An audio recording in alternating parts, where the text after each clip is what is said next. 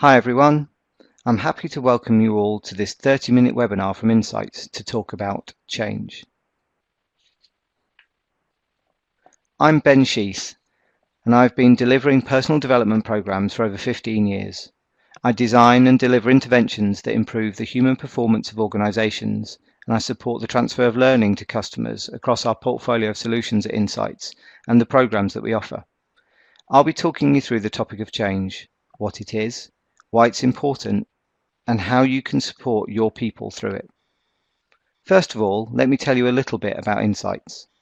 We've been developing people in organizations for 25 years, using tools and methodologies that are based on the work of psychologist Carl Jung.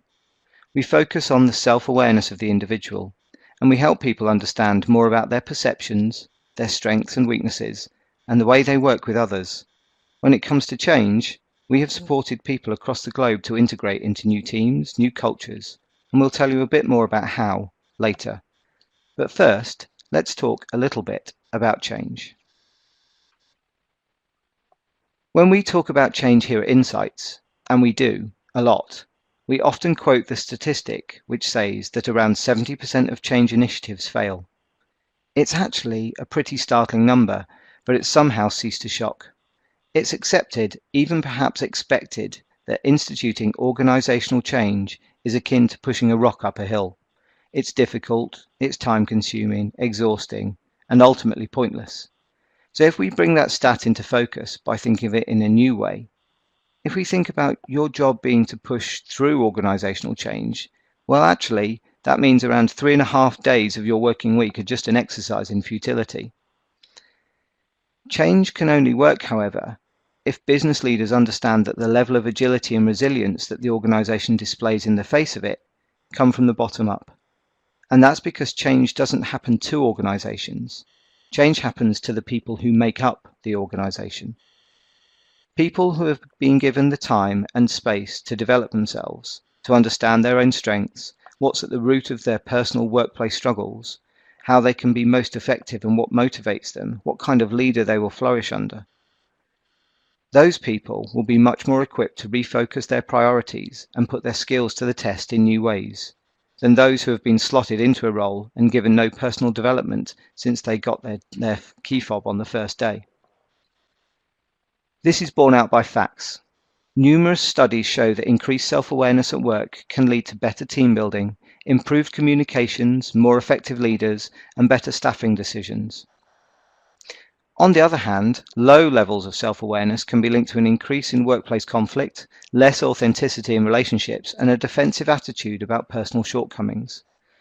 That's why, no matter how bang on the directional decisions taken at the top might be, if the people who make up the organization aren't prepared for it, the change will simply fail to embed and will become part of that sad 70% statistic. This webinar takes those concepts and explores our thinking and expertise in the field of change. We're starting to think about what types of change people currently experience, and we're going to take the next 30 minutes to explore our point of view and give you the opportunity to do some thinking. We've already said change is constant and everywhere. It can't be avoided, and actually, you shouldn't want to avoid it. Successful companies are the ones that adapt to change, and more importantly, the ones that help their people adapt to change. So let's think about the types of change that you're currently experiencing. It might be a case that within your organization, you're experiencing organizational change, maybe to objectives or roles and responsibilities, maybe change within departments or teams or individuals. It might be culture change to principles, expectations, maybe working habits and values, or aspects of the working environment. Alternatively, you could be experiencing people change, maybe new hires, turnover, training, or other individual changes. Or potentially technology change to infrastructure, systems and tools and how they work. Or it might be any combination of those four. As we start to explore our point of view, we'll give you the opportunity to think a little bit more about how you react to each of those changes. So starting to think about this. More and more change happens. It happens more often and more quickly. And actually, people are expected to adapt effortlessly. These changes that go on within organisations can be anything from company mergers and acquisitions to maybe a change of leader. It might be a case that some of the changes go on have a big effect on how people in the organisation are feeling. Often, not enough focus is put on the people to understand how everyone processes change differently. Whether the people in an organisation are on board with a change or not can make a difference between success and failure.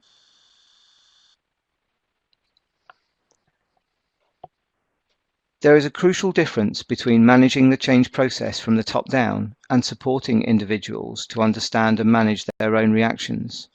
Change is disruptive. It causes fear, anxiety, excitement, and these are all very human responses which cannot be overlooked or systemized.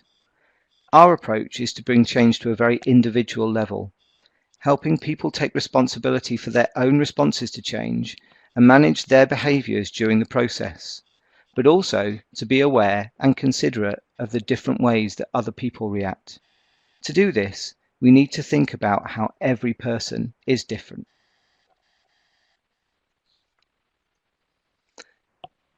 For a long time, how people journey through change was understood solely through the change curve, as demonstrated on the slide. A model that suggests that a change event suddenly happens, and after a while we all move through the same range of emotions, denial, anger, acceptance, and so on, at the same rate.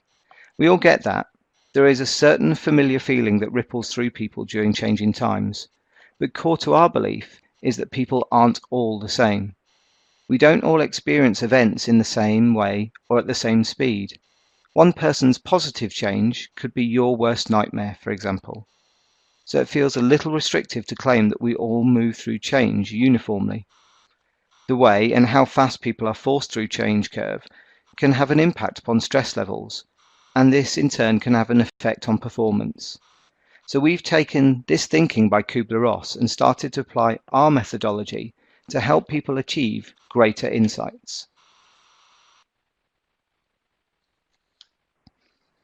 So let's explore a little bit about our methodology. At Insights, we worked with the concept of colour energies to raise awareness of preferences people have.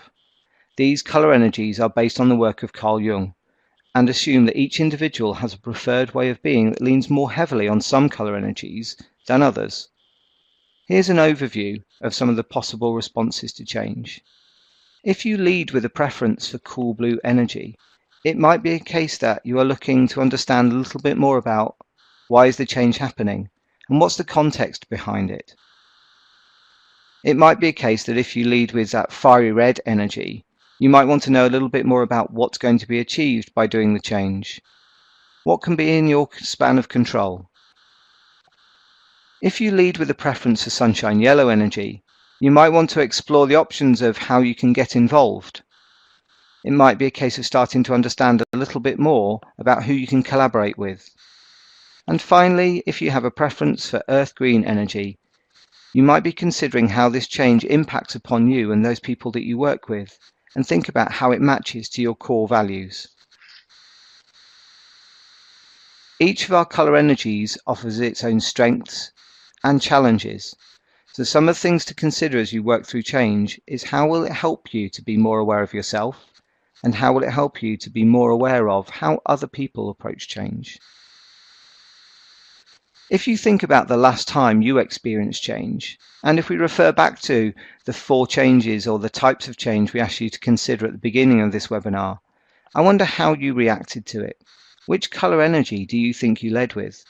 Was it that cool blue energy, where you were a little more cautious, precise, maybe a little more deliberate around the decisions that you made, seeking to answer questions, being a little more formal in your approach?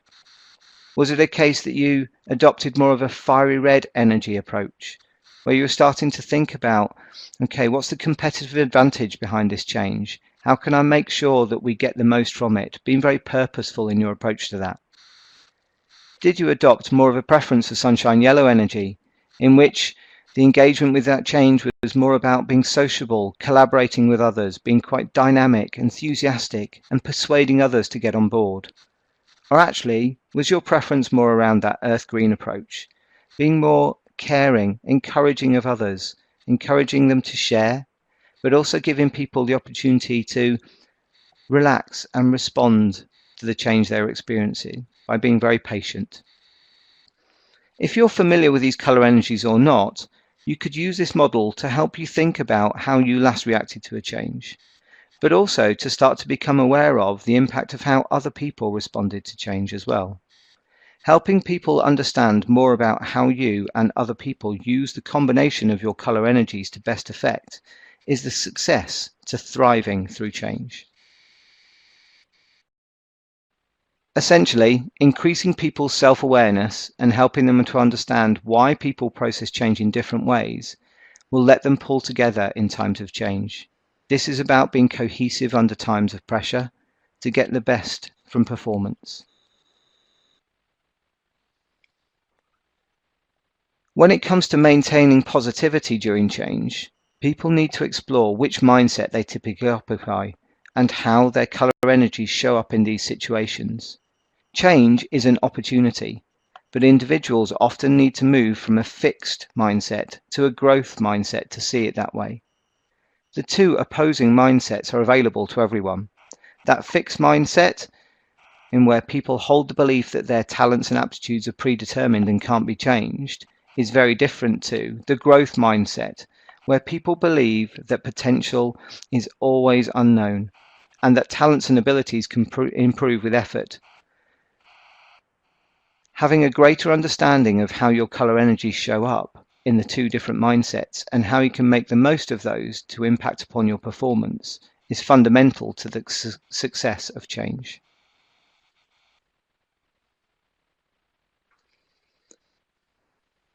Mindset and personal colour energy preferences will influence the way a person moves through the transition phases of change. And using the William Bridges transition model, we start to explore the outlines of these. These transition phases happen, they cannot be skipped or avoided, and we start with the ending of something. And as we move through from that ending situation, we move through the neutral zone and eventually will end up in new beginnings. Just as with the change curve, people's pathway through these three stages will look different. This is where it is important to take into account individual differences and not expect people to adhere to a formula or standard way of working. It's not about moving people along quickly, but about letting them progress at a pace that they are comfortable with. What is not healthy is when people refuse to progress from one to another because of a limiting mindset. And that's where greater self-awareness can add greater development for individuals and a greater impact upon performance. One factor that can cause a limiting mindset is stress.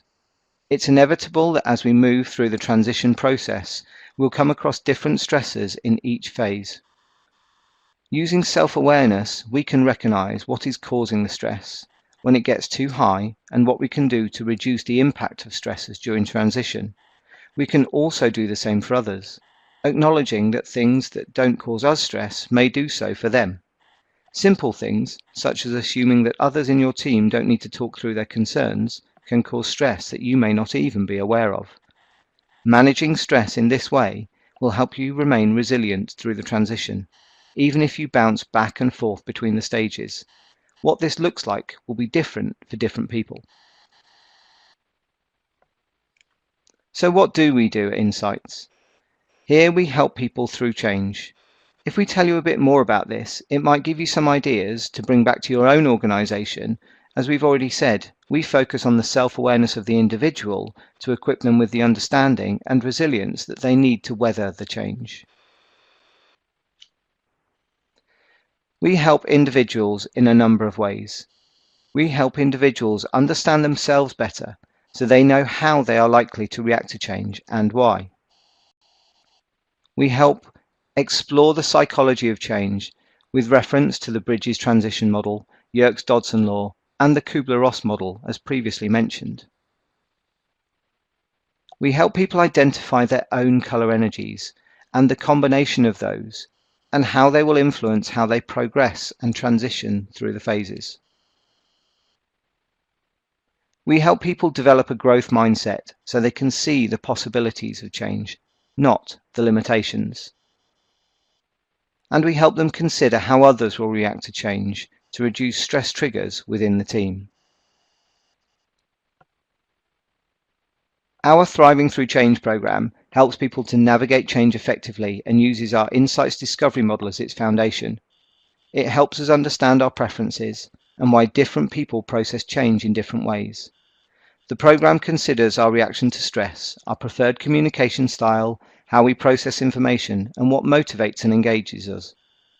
The Thriving Through Change program helps us to proactively respond to changes rather than just reacting to them. We can deliver this program to your people to complement your change process and make sure that you're addressing the crucial people element of change. Those of you who are accredited client practitioners can also receive learning transfer to deliver it internally. As for those who've never worked with Insights before or come from our partner channel, we'd be delighted to have a conversation about how to bring some of these concepts into your own development programs. So please do get in touch. Remember, change is standard. It's the human element that's unique. And until we get our opportunity to focus on that, we may well become just part of that 70% statistic. Thank you for your time, and we look forward to working with you more to support you in your transition through change.